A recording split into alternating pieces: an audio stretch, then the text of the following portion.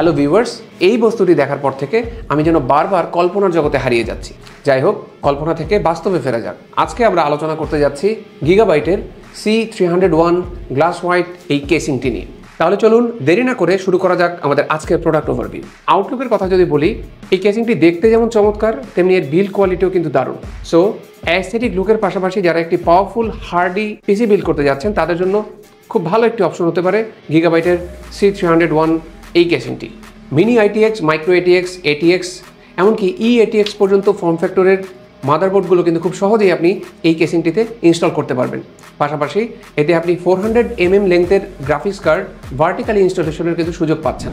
কেসিংটির ওপরের অংশে power on of বাটনের পাশাপাশি রয়েছে RGB কন্ট্রোলার এবং দুটো USB 3.0 পোর্ট, পাশাপাশি USB Type-C পোর্টও রয়েছে একটি। এর পাশাপাশি আপনি পাচ্ছেন audio input output Jack. Viewers, এর সাইড প্যানেলে যে ফুল সাইজের টেম্পার্ড গ্লাস রয়েছে, চলুন দেখে নেওয়া যাক এর ভেতরে কি আছে।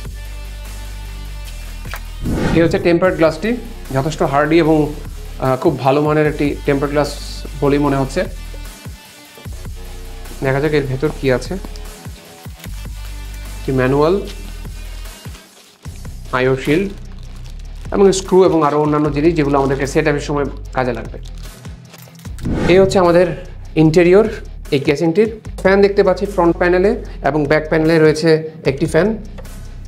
যেমনটা আগেই বলেছি, জিপিইউ ভার্টিক্যাল ইনস্টলেশনের সুযোগ রয়েছে।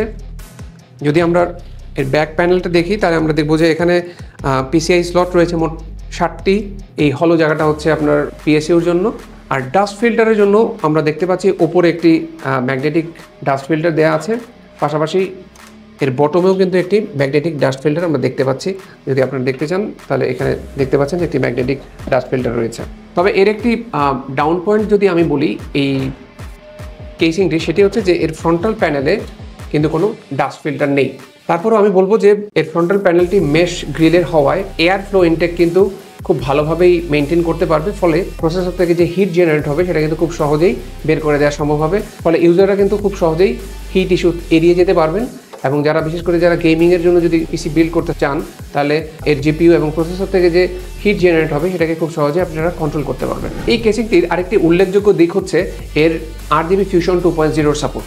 RGB Fusion ইকোসিস্টেমের কল্যাণে এর যে ARGB 4টি ফ্যান রয়েছে, এগুলো লাইটিং ইফেক্ট খুব সহজেই আপনি কন্ট্রোল করতে পারবেন এবং এর ইফেক্টগুলোকে আপনি কাস্টমাইজ করতে পারবেন। এর আরেকটি বিশেষ ফিচার হচ্ছে এর 360mm liquid cooling compatibility. Mesh grill frontal প্যানেলের কল্যাণে কনসিস্টেন্ট এয়ার ইনটেক ও এয়ার ফ্লো বজায় থাকবে।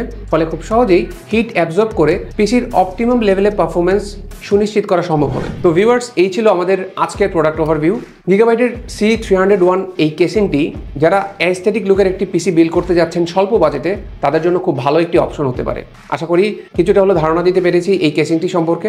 আমাদের এই প্রোডাক্ট ওভারভিউগুলো ভালো লাগলে অবশ্যই লাইক, কমেন্ট ও শেয়ার করবেন। আর যারা ইউটিউব থেকে যুক্ত হয়েছেন তারা আমাদের চ্যানেলটি সাবস্ক্রাইব করবেন। আর যারা ফেসবুক থেকে দেখছেন তারা অবশ্যই আমাদের পেজটি ফলো করে সাথে থাকবেন। আশা করি অচিরেই আবার দেখা হবে নতুন কোনো প্রোডাক্ট নিয়ে, নতুন কোনো আলোচনায়। সে পর্যন্ত সবাই ভালো থাকবেন, সুস্থ থাকবেন, কম্পিউটার জগতের সাথেই থাকবেন।